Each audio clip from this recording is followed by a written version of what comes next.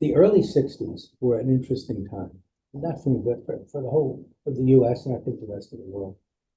Now, Kennedy comes into power. Now, I was way left of Kennedy, so I always had criticisms of that because it was part of the establishment. But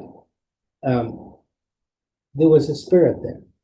I mean, I felt it coming out of the oppression of the McCarthy period. There was a sense of freedom, and we felt empowered. That was the big thing. We felt empowered, and we organized, and we were able to get. I mean, I remember when with the Cuban Missile Crisis, we organized demonstrations with thousands, tens of thousands of people coming to Washington. I spoke at a rally there at a church of 5,000 people. It was, we were really a large group and like-minded, and were serious and not adventurous at all. We were dealing with real issues. What killed it? See, I do have some conspiracy theories.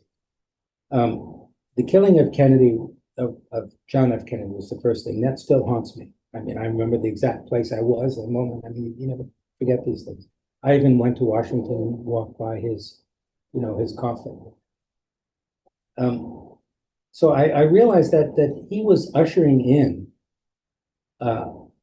sort of kind of enlightenment, where things could be discussed, where change could be done. I think probably President Johnson did more for civil rights than Kennedy ever did. And Bobby Kennedy, I think, was the force behind most of that. So you assassinate him, and that scars you. Then, let's see, then in 65, who do you go after? Malcolm X. Now, Malcolm X was a Black nationalist, but he was a guy that was the first person, even before Martin Luther King, really, was equating the matter of social justice and civil rights with economic issues, of opportunity issues, of fairness on broader social and economic. They were conflated, and that was a very dangerous thing because you're going to threaten the people that really exercise the power, the very few. So he got assassinated, and then within 2 months, of each other, 3 years later, Martin Luther King and Bobby Kennedy does. And this, I think, demoralized the whole generation. Absolutely demoralized them. You feel hopeless. You see, it's whenever we get out and we take one step forward, we're battered and we move 3 steps back. And what is the outcome of that? The me first generation of the 80s. No, well, first it was I think in many ways, the destructive aspects of the hippie movement. Instead of going in and using your energy, for good for yourself and society, you drop out. What is the thing that O'Leary would say is tune in, turn on, and drop out? I remember interviewing him once when he was at Toronto. Yeah. That's terrible. But this is what demoralized people do. And you become powerless. And then, of course, that was followed by this greed, the worship of greed in the 1980s. Well, I got to look after myself before anybody else. And that becomes a very destructive basis for any society. It's not enlightened self-interest, it becomes a very Puritan self-interest. Your self-interest to the detriment of other people. I don't know where we are now, we're dealing with. But the responsibility is ours. That's what every person has. And my advice to anybody now is don't give up. Do what you can, but regardless of what it is, but do it properly, do it rationally. Understanding the consequences of what you're doing and what you want to achieve with it. And don't let the BS, get into your head and control you. Hi, Ed. I have a question. You're my moral support, by the way. Yes. Because growing up, being a journalist has always been a dream career. Is that right? Yeah. And then my favorite show of all time is called The Newsroom. The Newsroom? The Newsroom. That's my favorite. I don't know that one. It's the show that produced in the States. Yeah. It has 2 seasons. It's really good. It's called The Newsroom. Well, I'm going to look at it there. It's really good. Yeah. I wonder what do you think? Do you love to hear history life as a journalist? And also, what do you think it takes to come up with this? Oh, gosh. I became a journalist by accident. In fact, when I was at university, I remember taking this seminar with a professor. He was a Canadian professor, David Spring, his name. And there was another student there that wanted to be a journalist, because I remember he was talking about it. And I kept saying, that's not for me. I just don't want, I don't want to be reporting on the news. I want to make it. It was very, a lot of hubris there. But I came into, how purely by accident it was, I was working at the New York Historical Society as a page in their library, waiting to start graduate school in the following February, this now being September, October. And I was paid next to nothing. I couldn't live on what I was paid. And I went to my boss and said, I want more money. And he said, no. Well, at that moment, I ran into a friend of mine from high school, this high school in Vermont, just on the street or in the luncheonette where I go for lunch. And he and his wife were living in a residential hotel just on the street around the corner from where I was working. And they were aspiring actors. So their day jobs were at the New York Times. One of them worked as a secretary and the other worked as a clerk in the library. So when I told him my problem with my boss, he said, well, we're earning $100 a week. I was earning 49 and I wanted to get 100. That's what I need to live on in those days, 1965. It was decent, not great, but decent. So he said, well, I have a job, we're earning $100. I have a blank job application. Why don't you fill it out? So I said, sure. So I filled out, what do you want to do? Anything, really, anything. Whatever you got, I'll do. How much do you want to earn? I put $100 a week. I filled it out, mailed it in, and this is how the world is different. And I wish you personally could have taken advantage of this because I could see how much you really want to do it. Well, a week later, I just wandered into the New York Times. There was no security in those days. I went up to the personnel department on the 7th floor. I remember where it was. And I walked in and said, I'm following up on this job application. And they said, we have a job for you. It was as a clerk, a copy boy in the news service. This was the syndicate. We would send, distribute stories written for the New York Times to other newspapers. So if you pick up a paper and it'll say New York Times News Service on it, well, that's would have come from.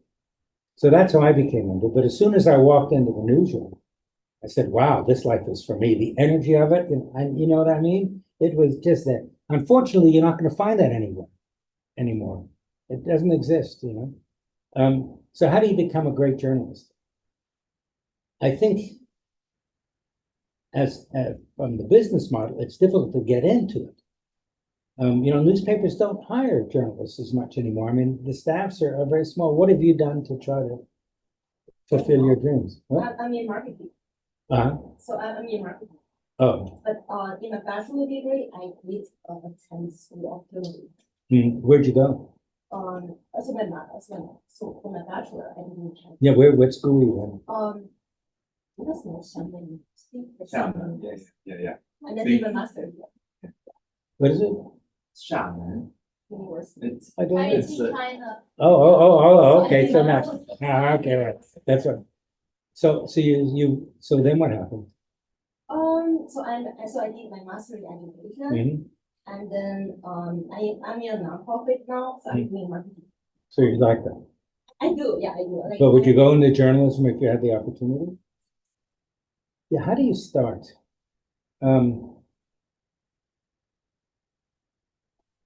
I think today, it's not my milieu because I'm not in it now.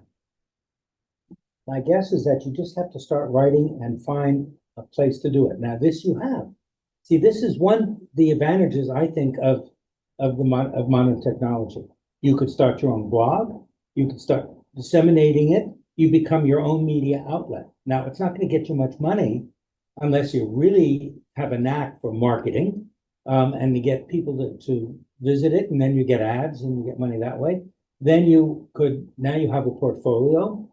That portfolio, now you could, maybe start, writing, offering freelance work. That's what I did initially.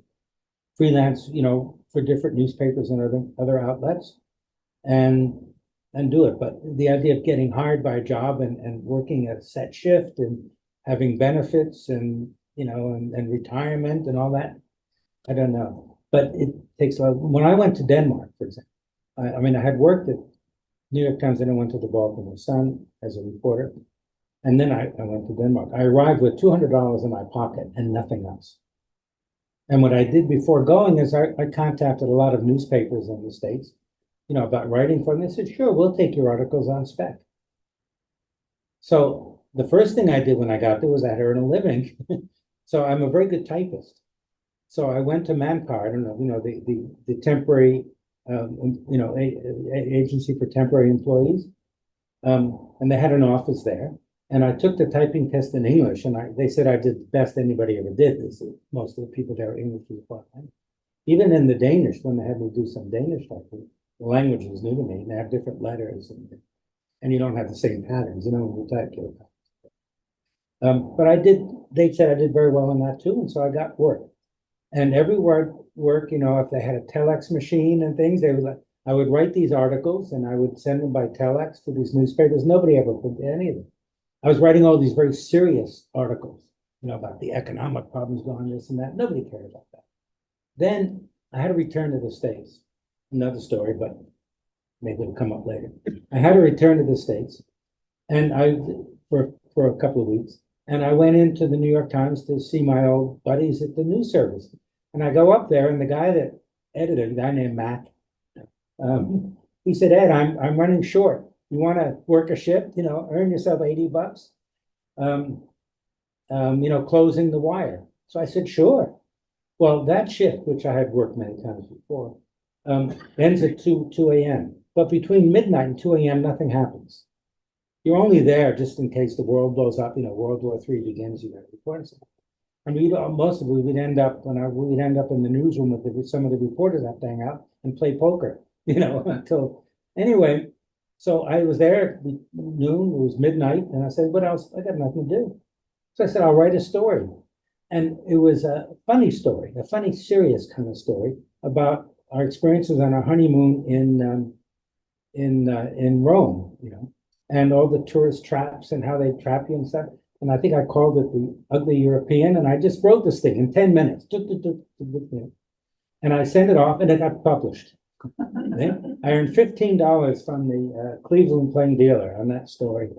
And that taught me, I learned that. Okay, I now know that types of would sell. And I eventually had about 5 or 6, public newspapers and magazines that I'd write to regularly. I'd take the same article, because they'd have rights in their own area, right?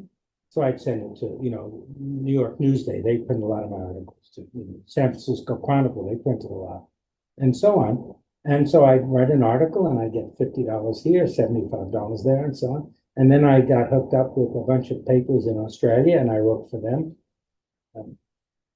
So, that's the way I earned a living. I was basically a freelance writer until I got hired by Reuters. That became sort of my full job.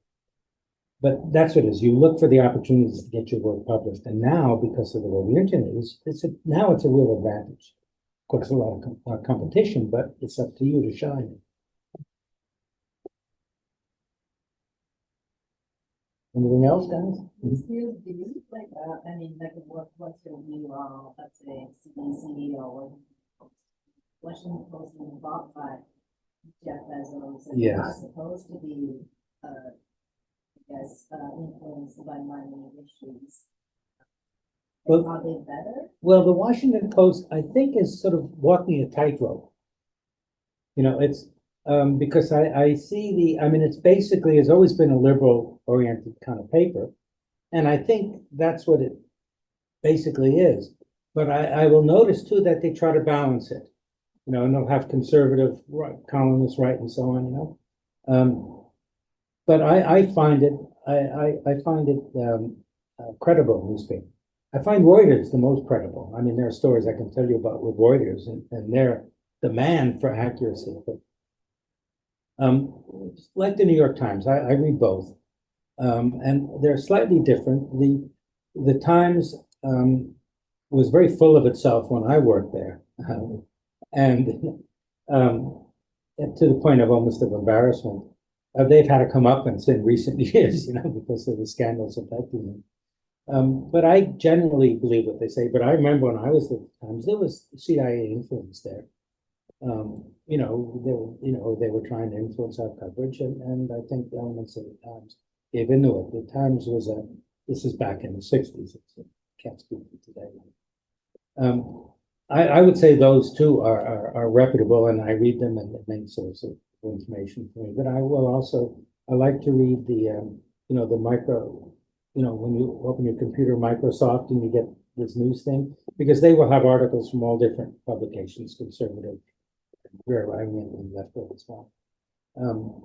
But for me, I would say that they're still very important elements to keeping public informed.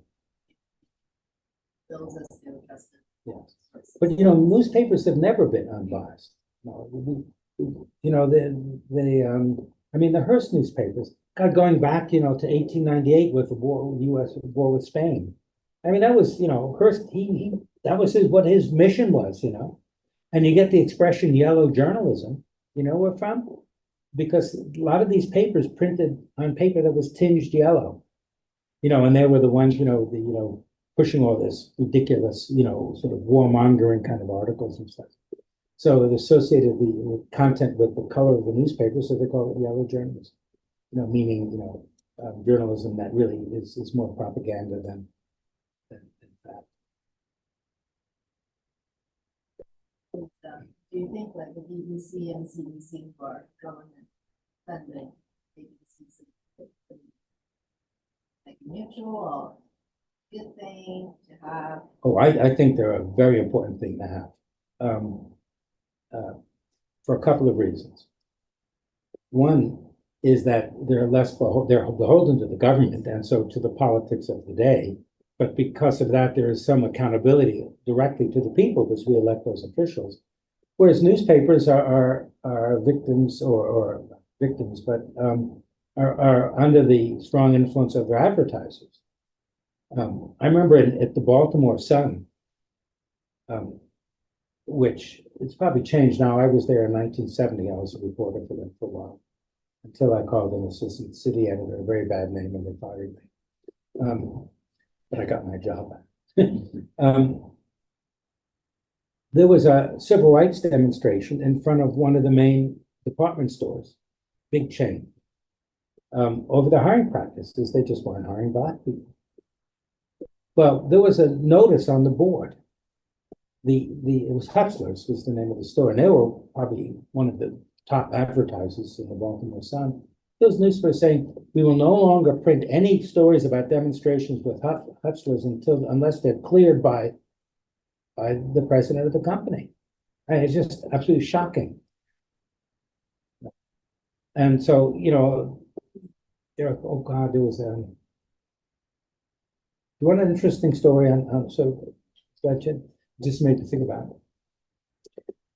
How newspapers, at least the Baltimore Sun then, was not at all independent. And there was in Baltimore at the time, 1970 there was an underground newspaper called Harry's. I don't know, the time of the underground, they just print all kinds of, anti-establishment kind of stuff.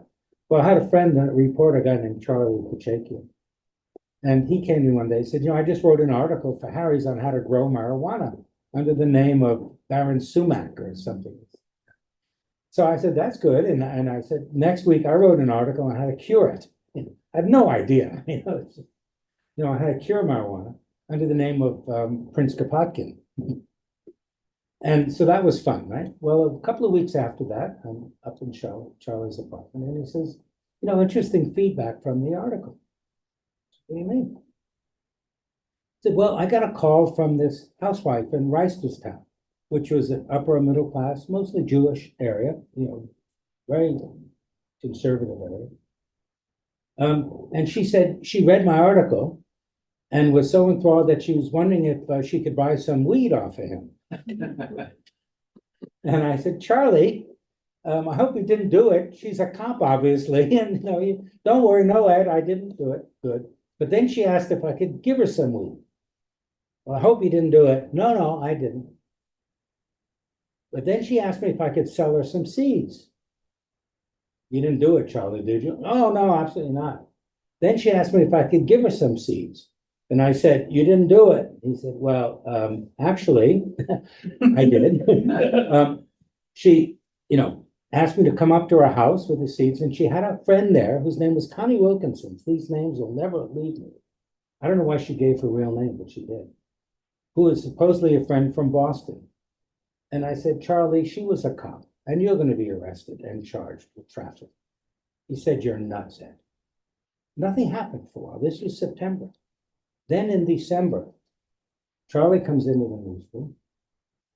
And he says, Ed, I've been working on this story about corruption in the police force. You know, the cops, senior level, you know, captain rank, you know, buying and selling drugs with drug dealers or taking bribes, you know, from them. And he said, I got the story, and he took the carbons. We used to call them blacks. We used to had carbon paper in those days. Nobody knows what that is anymore. Do you know what carbon paper is? Yeah, what it is literally a sheet of carbon, right? Shiny on one end, and then sort of the carbon on the other end, and you put it between two pieces of paper in the typewriter, and when you press the key, you know, the pressure of it goes against the carbon paper, and it takes the carbon, and it's like a We printing use that press. a lot. What? We use that a lot when we were a child. You did? Yeah. Oh, well, then To you're practice your writing and to make the exam papers. really. Teachers, yeah. Oh, and how many years ago was that? 36 something years. Oh, 30 years. Okay. Yeah. Then you're much younger. You look younger than you are, I suspect. Because yeah, 30 years ago makes sense. Yeah. But even then it was going up. Anyway, he gave me the carbons and I read through the article, and this is what it was. He managed to figure out who was who, and this police captain was going to meet with sort of members of the, you know, the mob, the drug dealers, in the forest, the woods behind the local zoo at midnight. I mean, it's like something out of a fantasy. And he wrote this article. I said, it's great, Charlie. He handed it in. An hour after he handed it in, the cops come and arrest this guy for what? Remember those seeds? They arrested him for the seeds. And it was Connie Wilkinson. She was a cop. Now, I then decided to do a little bit of research on this Connie Wilkinson.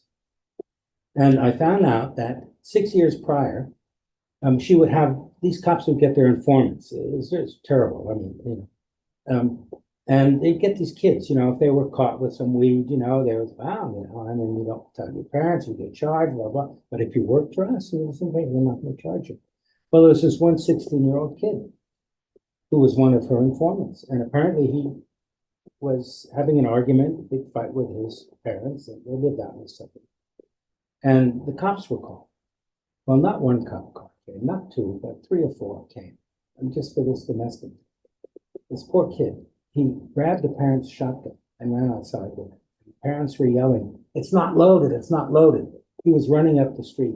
One of these cops, might have been Connie herself, shoots, kills the kid, shoots him in the back, and he dies. That's Connie Wilkinson, what was going on then. Anyway, the funny thing about this, the thing that got me fired, why I called this bad name to this assistant CA was, it was early in the morning. I got a call from the desk. They wanted me to go and cover a news conference being given by the Black Panthers. And I had arranged the day before to have an interview with the guy working in the office of the War on Poverty, you know, President Johnson's sort of anti-poverty thing. He called me up because he wanted to be a whistleblower and spill the beans about corruption. So we had an interview set up for the time that this news conference was taking place. And I already had permission from the desk. I was a general assignment before. So they should send me, you know, to be able to go directly to that interview. Anyway, this assistant CA who didn't like me and mutual feeling I didn't like him, he insisted that I do it. So I told him to shove it and called him a very bad name. And then, of course, this guy I was going to interview with called me and said he wanted to cancel it. So I went into my shift, his normal time, and I got there. They said I was fired. Anyway, that news conference, Charlie Kachakin, you know, the guy who wrote that article about the cops, this is a week before and he was fired. He went to it just on his own. He was curious about it. And afterwards, he told me that when they were coming out of the news conference and a lot of the Black Panthers were there chatting, there was this woman chatting with them. And guess who it was? Connie Wilkinson. So Charlie went up to these guys, pulled one aside and said, you know, she's a police, you know. And so they took her behind the alley, beat her up a bit. And so But they were getting informants all the time. I had a girlfriend, when I was there. She was maybe 18 and I was 19. And we were at a party together and we got out of the party. And she said, you know this guy who was at that party? I said, stay away from him. Why? Well, he's going to be arrested by the cops for drugs. Well, how do you know that?